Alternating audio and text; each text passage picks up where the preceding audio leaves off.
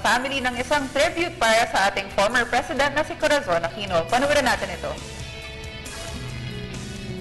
10 sunod-sunod na lalaking presidente ang namahala sa Pilipinas bago nagpamalas ng dakilang paglilingkod ang kauna-unahang babaeng presidente sa ating bansa. Siya ay si Maria Corazon Sumulong Cojuangco Aquino na ipinanganak noong January 25, 1933 sa Tarlac. Nag-aral siya sa St. Scholastica's College Assumption Convent sa Manila, Notre Dame Convent School sa New York at sa Far Eastern University, hanggang sa magpakasal siya sa isang mamamahayag na si Benigno Ninoy Aquino Jr. noong October 11, 1954 at biniyayaan ng 5 anak. Bilang isang mabuting asawa ay sinuportahan niya si Ninoy na iniwan ang pagiging mamamahayag para sa politika at labanan ang administrasyong Ferdinand Marcos sa ilalim ng martial law at mga pinaniniwalaang korupsyon at paglabag sa mga karapatang pantao na siyang pinaghihinalaan din ng marami na ulo sa naganap na asasinasyon sa kanyang asawa. Dito na nagsimula ang kanyang pakikipaglaban para sa demokrasya ng bansa. Kaya naman, matapos ang 20 taong pamumuno ni Marcos, ay napatalsik niya ito at nagsimula ang kanyang pamamahala sa bansa noong February 25, 1986.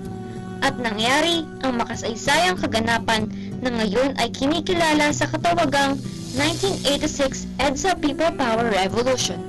At bagaman natapos ang kanyang 6 na taong pamumuno noong June 1992 at bumalik sa kanyang pribadong buhay, ay nanatili siyang aktibo sa mata ng publiko at patuloy na ipinahatid ang kanyang mga paniniwala at boses sa mga isyong politika sa bansa. Bilang nakilala sa tawag na Tita Cory, ay tinagurian din siyang icon of democracy at kinilala ng Time Magazine bilang Saint of Democracy dahil sa kanyang espiritual na pamumuhay, matapang na pakikipaglaban sa karahasan at pagtataguyod ng demokrasya. Malungkot na ang isipin, ngunit 4 na taon na ang nakakalipas nang namayapa ang babaeng nagtaguyod ng demokrasya sa bansa. Nasa mahigit kumulang 120,000 Pilipino ang nakiramay at nakiisa sa convoy ng dating Pangulo mula sa Lasal Green Hills hanggang sa Manila Cathedral. At tumigil ang prosesyon habang kinakanta ng mga nakikiramay ang kantang Bayan Ko. Ngunit tulad ng kanyang ginawa, matapos mamayapa ang kanyang asawa, ay patuloy nating buhayin at pahalagahan ang tunay na kahulugan ng demokrasya.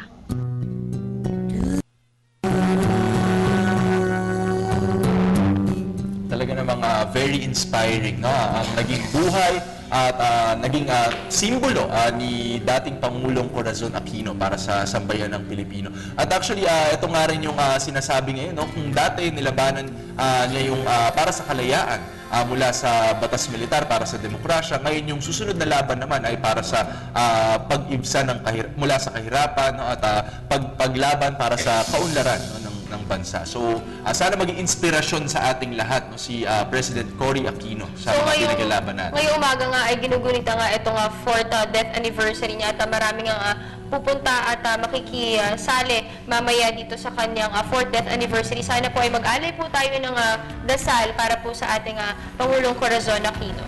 Yan talaga yung yung magagawa natin in order to honor her memory. You know?